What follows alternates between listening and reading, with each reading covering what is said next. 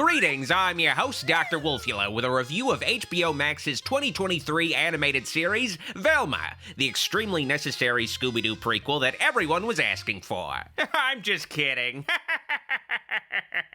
I'd say Velma is a controversial series, but that would be far from accurate. Controversial would imply that some people like this show, but in reality, everyone hates this series. I've never seen a single word of praise said about Velma.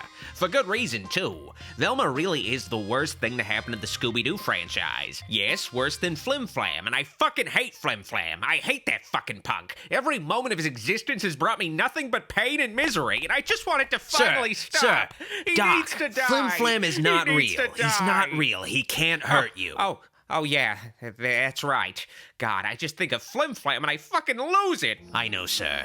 I know. I'm joined by my zombie servant Goulash of the Gulag channel. Oh, hey, Goulash here. Goulash will be assisting me in this review of Velma, and he'll also be providing me with moral support. I'm here for you, sir. Thank you, Goulash. You're a true friend. When Velma was first announced, it was controversial just for being a show about the Scooby Gang in high school without the titular character Scooby-Doo, but also because Velma would be South Asian! Yeah, so? Well, Velma isn't South Asian, Goulash. She's also a fictional character, sir, and they already made her Asian in live action and Latina in animation before. You didn't care then. Oh, but I just want to be outraged about something, Goulash. Well, there are more serious and less racist things to be outraged about with this show. Okay, we'll move on from the race thing, I guess. Do I know you? It's Velma from school. You cheat off me in Spanish because you think I'm Mexican. I went into this show with an open mind. I knew there would be outrage surrounding it, but ultimately I just wanted to see Velma and decide for myself if it's good or not. And, yeah, it really fucking sucks. Right? It's insane how shitty it is, but, we should probably explain why it's so shitty. Yeah, let's discuss what Velma is actually about. Sounds good, Goulash, but first, a message from our sponsor, me! Visit the official Dr. Wolfula TeePublic store today for all things Dr. Wolfula. We got 2 new designs up, personally drawn by me, my Savage as Fuck design and Goulash's You Fucking Weirdo design. You can get these and other designs on a shirt, a mug, a phone case, whatever. Check them out at teepublic.com/user/Dr. Wolfula. Sir, you can't sponsor your own video. Well, I just did, so fuck you. This is my story, told my way, and it starts with a murder, bitch. Well, anyway, Velma tells the story of the titular super sleuth during her high school years, but before we even actually meet Velma, we're shown a shower scene with Daphne and her fellow underage classmates. It's pretty creepy and sets an unfortunate tone for the rest of the series. It's extremely unsubtle satire of exploitative, trashy shows like Euphoria that frequently depict high school characters nude. But why the fuck is this the first scene in any Scooby-Doo show? Have you ever noticed how pilot episodes of TV shows always have more gratuitous sex and nudity than the rest of the series? It also kinda undermines the parody by seemingly reveling in showing us the bare asses of 16-year-old girls. The show establishes immediately in the creepiest way possible that it's not bothering creating actual characters, just these over-the-top caricatures that spout meta-commentary and engage in nude catfights on a dime. It gets worse, though, when we finally meet Velma, who just assaults Daphne in the shower for no apparent reason. It's just a thing she does, I guess. And the group of exploited girls discover a brainless corpse in a locker. Just the beginning of a series of similar murders happening in Crystal Cove, slayings that Velma is determined to put a stop to. If I can't convince people I didn't kill Brenda by tomorrow, I'm going to be arrested. Also, in a totally failed attempt to build pathos and motivate its title character, Velma's backstory is that she has a missing mother, a mystery writer by the name of Dia, and Velma is also determined to solve the mystery of what the hell happened to her mom. So I put on my mom's glasses and vowed I wouldn't open her gift until I found her. In addition to this, Velma is also plagued by hallucinations of her mother as, like, a ghost or a demon or whatever. Solving mysteries only causes pain. I watched the whole show and I don't think they fucking explained what the deal was with this thing. I think they just kind of pulled it out of their ass to try to add some kind of supernatural aspect to the show, because that's what Scooby-Doo mysteries are all about, after all. Otherwise, the show is just kind of a standard true crime mystery. The hallucinations aren't really properly addressed or resolved in any meaningful way that I can remember, at least. It's just one of many things on the show that goes nowhere. Oh God, my heart! It's a running theme of the show. It just goes nowhere, and that includes the characters themselves. Every human member of Mystery Inc. is represented on the show, to a certain degree. Let's start by discussing the show's version of the title character Velma, played by Mindy Kaling, the producer of the show. Not a writer or a creator, mind you, despite what people might think. Oh, sorry I'm not a drunk on the verge of losing custody like every other woman solving murders these days. Velma in this incarnation is a misanthropic teen that nearly everyone in the town hates. And for good reason, she's a total bitch. Velma in this show has no positive qualities, nothing redeeming about her. She constantly talks shit about every character, actively goes out of her way to mistreat her friends, and it's heavily implied that she's not even smart. And I don't want to do our math homework together. Just email me your answers like always. Yes, of course. Velma's just this mediocre piece of shit for the whole show, who for some reason has a superiority complex. It's clear they're trying to make Velma into some sort of Daria-like figure. The Mystery Incorporated incarnation of Velma was very deadpan and snarky as well. Like, what do they want with us? What if they eat my brains? It'll be a light meal. But what made Daria work as a character was that her snark was almost always deserved, and she didn't go out of her way to mock people for their appearance or mistreat them in general. Daria had flaws, but she was still a character you could relate to and sympathize with. Also, Daria was funny. And I'm so defended that I actively work to make people dislike me so I won't feel bad when they do. Velma is just a massive dickhead for the entire series and doesn't really change or grow at all. So you have to spend most of your time watching this show with an unlikable character who also isn't funny at all. Norville, how do I look? Is it obvious I have 2 beanbags in my bra? A lot of the things Velma says are just total non sequiturs. I feel like extremely specific things that would only be relatable to TV writers living in Hollywood. What's happening? People only wear fleece when they're looking for startup money. The show is totally out of touch. The writers and cast of the show are all over the age of 40, so it just feels like they're riffing on high school issues through the lens of TV shows and movies they watch, not genuine experiences. The creator of the show itself is a 50-year-old white guy, along with half of the other writers of Velma, so I guess it shouldn't be surprising that it's out of touch writing about the experiences of a diverse cast of teenagers. So the writers of Velma haven't entered a high school in 30 years. So instead of making a show that's funny because it's relatable, instead it's a show that's just wacky and random with plots that bear no resemblance to real high school experiences and characters that are just over-the-top caricatures. The rest of Mystery Inc. is just as bad as Velma on this show in their own unique ways. Danger-prone Daphne. Fighting, dealing drugs, possibly walking into a serial killer's trap. Daphne, for instance, played by Constance Wu, is set up as the typical popular girl who starts out as a friend turned rival to Velma, but that isn't interesting on its own because the writers don't know how to write characters. So Daphne is also an orphan who was adopted by 2 goofy moms who are both cops, and Daphne's motivation is to find out what happened to her parents, just like Velma. Finding my parents is the only way to figure out why I'm so different from everyone. And Daphne's parent subplot is such a fucking weird waste of time. We're your parents, Daphne. It gets resolved super quickly, and it leaves Daphne as this totally directionless character who just fills whatever role the plot asks of her, like being a drug dealer for an episode, and then once we do that episode, we can just move on and pretend it didn't happen. Daphne is a total non-character who usually, ultimately, serves the role of being the object of Velma's affections, which is a role that all of the other Mystery Inc. characters fill. Yeah, the show has this weird love quadrangle thing where Velma at one point or another is attracted to each of the other Mystery Inc. characters because, you know, they can't just be friends who solve mysteries together. They gotta be friends who solve mysteries together with benefits. Let's make the best of this reverse Beauty and the Beast nightmare, right? Wait, what? Fred, played by Glenn Howerton, is also the object of Velma's affections on the show, but it's only because he's hot. He's depicted as this privileged, self-absorbed rich kid with mommy issues who's just a giant asshole like everybody else on this show. Hey, am I on a hunger strike? Where the hell are my pancakes? It's a huge departure from how Fred is normally portrayed in the cartoons. He's usually depicted as a nice guy who's just kinda dorky. I just like nets. Nets are great. Nets can do everything. They're stringy and meshy and beautiful. The Freddie Prinze Jr. version was very vain and narcissistic, but it's just taken so much farther on this show. It's just a very dark version of Fred. I haven't finished going through puberty yet. I'm a late bloomer. And for some reason, there's also a plot point where they find out Fred has a small dick, and they make fun of him for it, and I'm just like, why are they talking about a 16-year-old kid's dick in the first place? It's not small. small, it's scared. If you've ever wanted to hear jokes about the size of an underage boy's penis in a Scooby-Doo show, though, Velma's got you covered.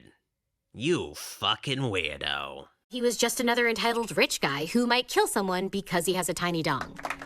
The show just feels really mean. Fred only exists to make jokes about spoiled white guys, which they have coming, but Fred is never made into an actual character beyond that. And why make Fred this kind of loathsome, antagonistic character, an object of disdain to the other characters? Why go out of the way to make us hate any of the classic Scooby-Doo characters? I will say one thing about Fred, though. Glenn Howerton is the only member of the main cast who actually voice acts on the show, who does a different voice that suits the character he's playing. Give me one of those tattoos that's actually secret clues about how to escape prison. The other 3 cast members just do the typical screen actor hired to voice a cartoon thing, and just perform in their regular speaking voices. But Glenn Howerton is totally unrecognizable as Fred. What was he doing there? I don't know. My dad told me never to pay attention to women over 35. Speaking of unrecognizable, though, next we come to Norval, the Shaggy of the show, played by Sam Richardson, the most significantly changed character for the series, and not just because he's black. I don't see what that has to do with anything, sir. Okay, whatever, fine. Norval, of course, is Shaggy's real name in all incarnations. Shaggy is just a nickname. Nobody's gonna name their newborn son Shaggy unless they've already decided they hate that kid. But Norval feels like an attempt to technically have a Shaggy without it being the actual Shaggy. You didn't answer my VMs, voicemails, and then my dad heard me call you the B word, so I lost my phone for 24 hours. Warner Brothers has long been extremely protective and controlling of its intellectual property. People usually think of their ownership of DC when it comes to that, of course. For instance, Justice League Unlimited wasn't allowed to use any of Batman's villains because they were reserved for another cartoon on the air at the same time, The Batman. The later series, Gotham, couldn't use the names Batman or the Joker, even when they had Batman and the Joker on the show. It's a very long way of saying that Warner Brothers has very specific rules for how its characters can be used. So they might have signed off on a Velma adult animated series, but they didn't sign off on it having Shaggy and Scooby in it. The makers of this show have tried to pass this off as a creative decision as a prequel. The gang just hasn't met Scooby yet, and Norval just hasn't gotten the nickname Shaggy yet. But it's more likely they just weren't allowed to use Shaggy and Scooby on the show. You're like if Michael B. Jordan had a baby with leggings. Shaggy and Scooby-Doo are the 2 most popular characters in the franchise. Scooby is the literal brand. They weren't going to risk 2 of their most iconic characters on a show like this. So Scooby and Shaggy just weren't allowed to be used at all. But the writers got around not being able to use Shaggy through a technicality, which is what usually happens with these WB shows based on iconic properties. They just made their show Shaggy a totally different character and didn't use his nickname. And I gotta hand it to them, they got away with it at the very least. But yeah, besides the green shirt, Norval has nothing in common with the characters he's based on. My dad says therapy is in my blood. I just got my mom to admit she never wanted kids. On the surface, though, Norval at least seems like he's the most likable character. He actually cares about others and treats people with respect and dignity. But very quickly, you realize that Norval's nice guy routine is just so the show can give Velma a punching bag. What the hell, Norval? You were supposed to drive me home. Now I have to walk. I have literally never been madder. Velma treats Norval like shit throughout the series, and he just takes it because the show turns Norval into a beta male cuck simping for Velma. And that's not just me saying that, the show is constantly joking about this. Gigi, I'm not doing this because I'm simping for Velma.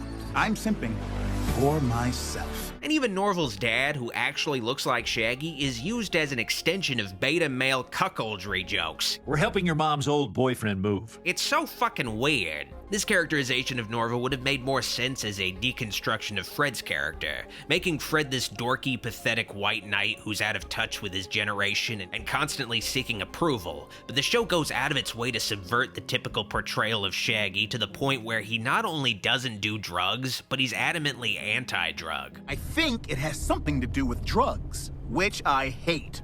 Which I guess is supposed to be funny? I don't know. It's not funny. That's the main problem with the show. It's not only mean-spirited and edgy like a lot of other adult animated shows nowadays, but it's also just not funny. Like the dessert course at an Indian restaurant. Just forget it. Instead of taking the time to properly pace out jokes, carefully setting them up and paying them off, Velma just rapid fires out jokes and doesn't really give any of them nearly enough time to really land before they're already telling another failed joke. My moms love my impression of my Aunt Cindy. I'm sad my husband died. And the humor is heavily reliant on meta-commentary upon the mystery, horror, and teen drama genres. You possibly being gay is a huge deal. For one, it reduces me to a cliched straight best friend. If any trope appears in the show, you can guarantee that Velma is going to point it out or just make some other inane pop culture reference. And Velma never shuts the fuck up. She just keeps talking. There's never a moment without dialogue in the show. An opportunity for things to just happen without somebody commenting on it. No, the characters constantly narrate all of their actions. Something can't just happen. A character needs to also tell us what just happened. It's like nobody explained to the writers of this show that animation is a visual medium, that the audience can see what's happening, that it will get drawn eventually by somebody more talented than them. Going through doors like this isn't physically possible. And watching the show, you not only get the sense that the writers carry much disdain towards Scooby-Doo, yeah, well, there's no world where I'm ever solving a mystery in an abandoned amusement parks. but that they also genuinely hate the medium of animation, that they resent having to write for a cartoon. You know what 420 is, right? Yeah, it's code for adults who still watch cartoons. The writers view animation as only for kids, and adult cartoons are just for stupid stoners, so this gives themselves free rein to just shit out whatever script they want to pad out their resume until they can finally write for fucking young Sheldon or whatever. The animation is the only area where there was any effort put into the actual construction of Velma, and it feels like WB was trying to save the show with the animation. It's not a great-looking show. The character designs are rendered in a fairly standard way, kind of reminiscent of the dreaded quote-unquote Cal art style. But the vibrant color mixed with the atmosphere of the show's spookier backgrounds, it really pops. It's easy to dismiss the show visually based on its uninspired art style, but when it is actually trying to look like a Scooby-Doo show, it does look really good. The art design and using the name Crystal Cove for the town even makes it feel like Velma was meant to be a spiritual successor to Scooby-Doo Mystery Incorporated. Yeah, except Mystery Incorporated understood its source material and was actually funny. What's so bad about sitting in your room alone on a Friday night?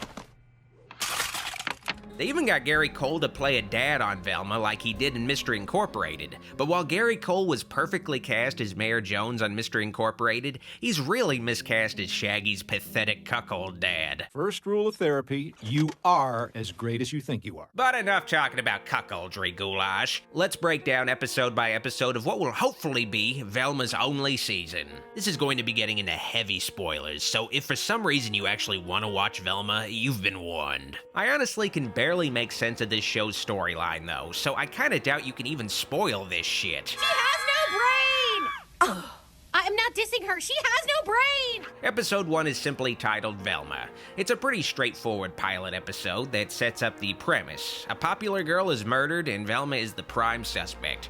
Velma suspects Fred to be the killer, but in reality his suspiciousness was really because he wanted to hide the fact that he has a small dick, because of course he does, he's still legally a child. It's fucking ridiculous writing. Anyway, the lesbian cops shoot Fred in the legs and he's arrested. Episode 1 is the episode that broke most people, but the show gets worse, believe me. Episode 2 is titled The Candy Woman. Velma's lawyer dad is defending Fred in court, which goes about as well as you'd expect.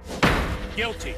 But it turns out that Daphne has info on what happened to Velma's mom, but Daphne will only reveal this info in exchange for $500. So Velma has to drum up the dough by helping Daphne sell drugs, while Norval tries to earn the money himself by selling his kidney. Just really fucking stupid. All it leads up to is a lesbian kiss that gets brushed off in episode 3, Velma Kai, which establishes a running formula of the show where there's a competition of some sort being held at the high school. This episode's competition is the dumbest and most ill-advised. A competition to see which female student of Crystal Cove High can best defend themselves from a potential serial killer and or rapist. To prove what exactly? I don't know. But this horrible story ultimately somehow leads to Fred's exoneration and release from prison.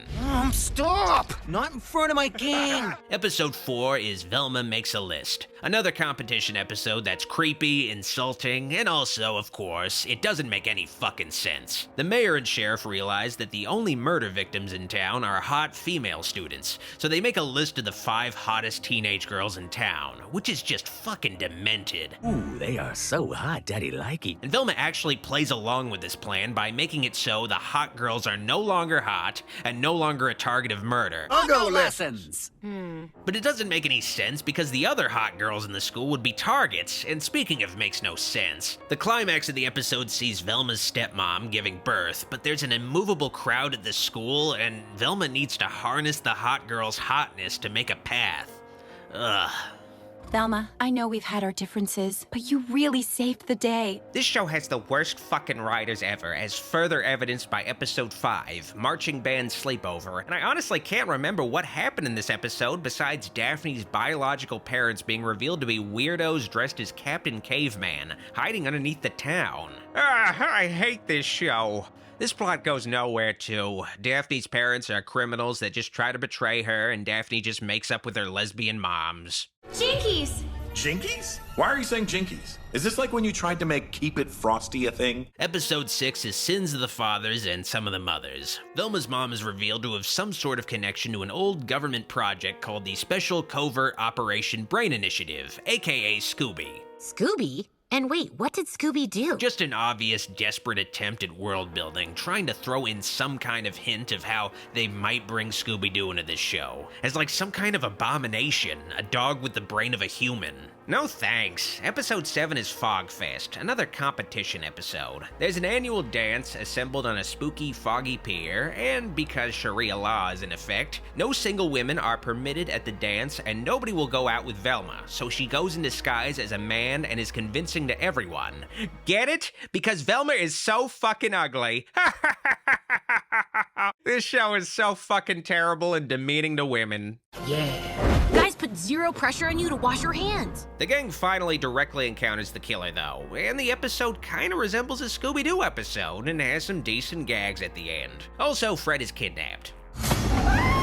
Episode 7 is the closest this show ever gets to good. Episode 8 is a Velma in the Woods, and it sees Velma, well, in the woods, but mostly trapped underneath a boulder.